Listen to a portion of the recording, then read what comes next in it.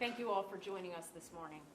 I first want to express my condolences to each person and family that was affected by the senseless tragedy that occurred yesterday. Baltimore County suffered through a horrific and sickening event which changed the lives of many people, including some who were lost.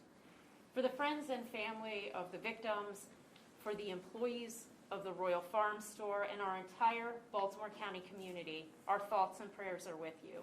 The Baltimore County Police Department will remain steadfast in our support for those who were impacted by this tragedy. In just a moment, I will turn things over to Colonel Andre Davis, the commanding officer of our Criminal Investigations Division, to discuss the timeline of events and updates from yesterday. Before I do that, I want to stress that we are in the preliminary stages of this investigation, and I understand that right now, frankly, all of us have more questions than answers about the events that occurred yesterday. Please know that our investigators will continue to work tirelessly to investigate this incident, to piece details together, and as additional information becomes available, we will continue to provide updates to the public. For now, we know that 4 people lost their lives and 1 person sustained serious injuries. As we continue with the investigation, our primary focus and concern remains with the victims and their families. Finally, before I turn it over to Colonel Andre Davis, I want to thank County Executive Olszewski for joining us on the scene yesterday and for offering the assistance of county resources to assist the community as well as our members. Colonel Davis. Well, good morning. So the chain of events are as this. On March 28th at 6:43 a.m., our officers from Essex Precinct was dispatched to the Royal Farm Store located at 1601 Middleborough Road for shooting.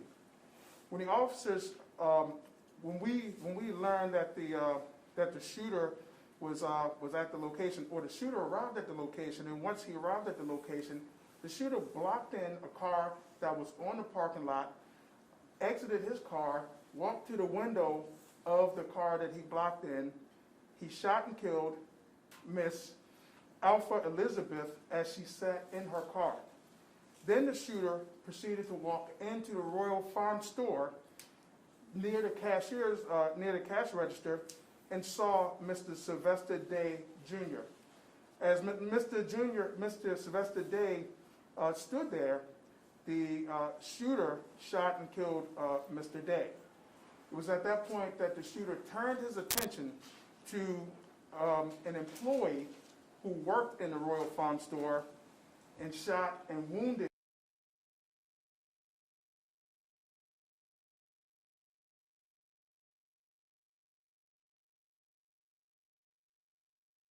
received a dispatch call in the 1400 block of Shady Tree Road, which is not far from Middleborough Road, for an apartment fire. Upon their arrival to the fire, they noticed an apartment that was fully engulfed in flames. They also noticed that there was a deceased male on the parking lot suffering from an apparent gunshot wound. This male was later identified as our shooter. It was around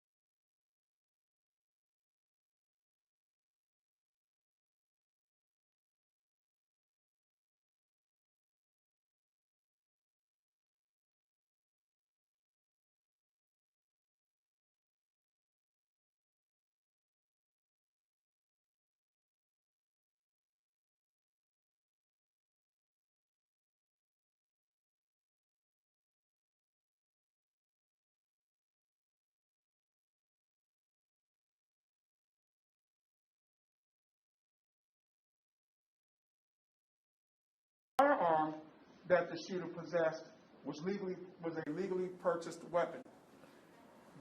As to why this occurred, we have no idea yet. Our homicide detectives are tirelessly investigating a motive, but it appears that the shooter acted alone.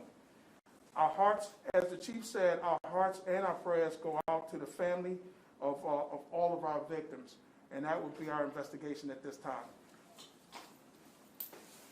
At this time, I would like to ask our county executive to make some remarks. Thank you, Chief, and good morning to everyone. Yesterday represented an act of senseless violence and a horrifying tragedy, a tragedy that has left family members and loved ones grieving today and without someone around the kitchen table. My deepest condolences go out to the families of everyone who lost a loved one yesterday, and my prayer goes to the injured employee for a swift and full recovery. I want to commend Chief Hyatt and her team here in the Baltimore County Police Department for the work that they're doing in this ongoing investigation. As the Chief mentioned, I was on site personally yesterday and got to witness firsthand the outstanding work of the men and women of the Baltimore County Police Department. They continue to have my full support and the full support of Baltimore County government as they continue their investigation. As Chief Hyatt and Colonel Davis has said, this remains a very early stage of the investigation.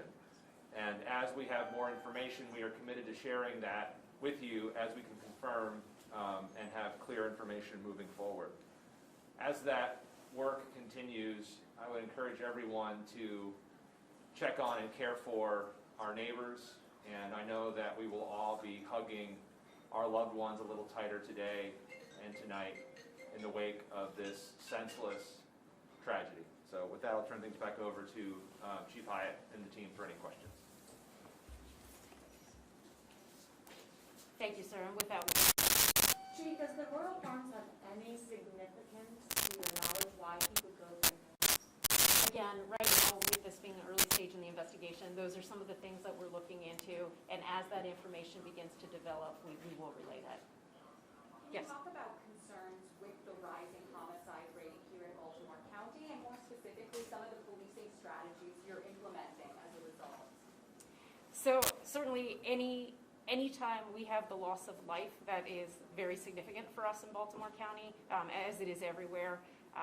This event yesterday, and I really want to focus on this event, I'll be happy to follow up with you.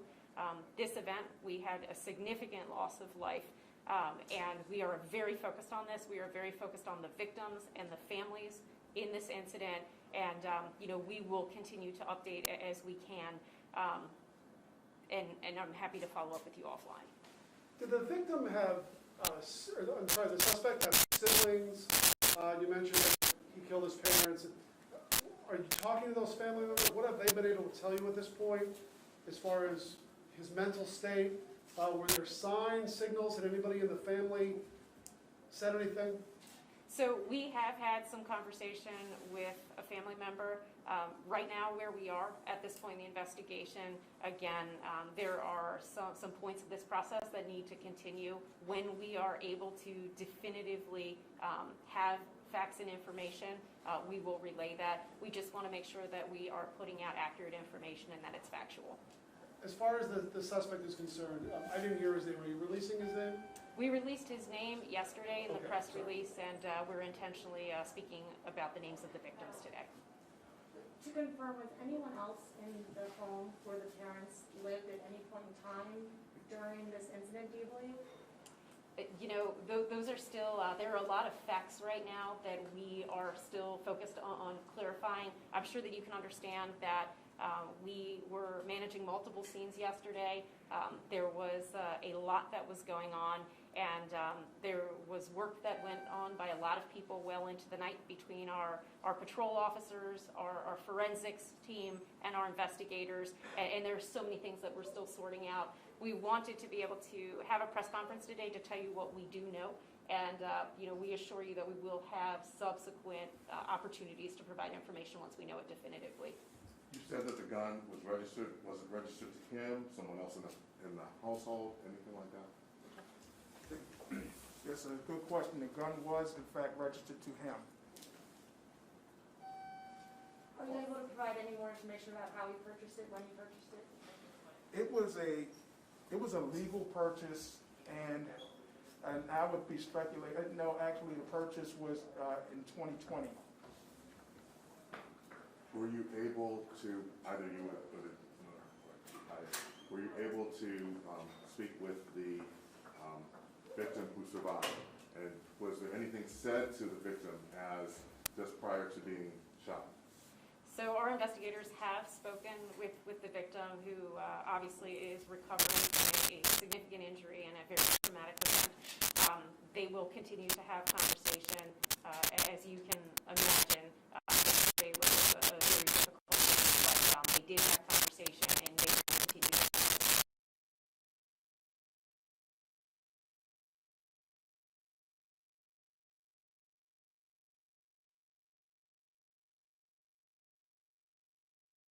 It was a very preliminary interview. Part of an incident like this is us being empathetic as well. And when a victim undergoes something traumatic like that, we need to have a very victim-centered focus on our investigation. So we just need to tread lightly, but we will continue to get more information. Last question. Was this Sylvester Day, sorry, was he an employee at Royal Farms or a customer? I'm sorry? Sylvester Day, was he an employee at Royal Farms or was he a customer? So Sylvester Day, As a customer. yes, Sylvester Day was in fact a customer at the Royal Farm.